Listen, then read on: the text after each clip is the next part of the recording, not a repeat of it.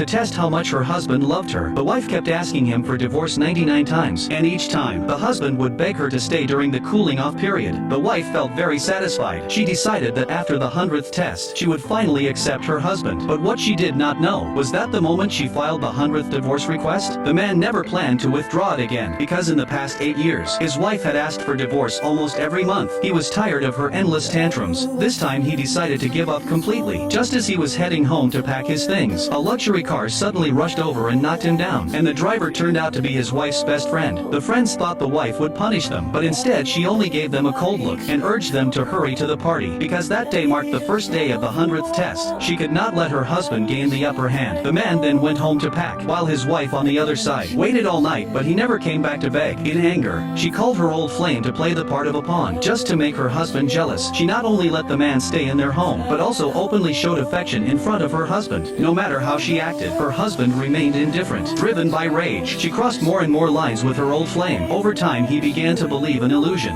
thinking he might actually replace the husband. To drive the man away completely, he spent the next month trapping and humiliating the husband again and again. Whenever the husband tried to explain, he faced harsher punishments from his wife. Even though she knew the truth all along, she sided with the old flame, only to force her husband to give in. He was done with such pointless games, so he locked himself at home, quietly waiting for the cooling-off period to end. Bored, he picked up his brush again. Years ago, to support his wife's business, he had given up his passion for design. Now, with divorce approaching, he decided to return to his career. 3 days later would be the global design competition. To test his skills again, he worked through 2 sleepless nights, and finally finished his entry. But when his wife saw it, she flew into a rage. 我跟你说过，我不喜欢你碰这些。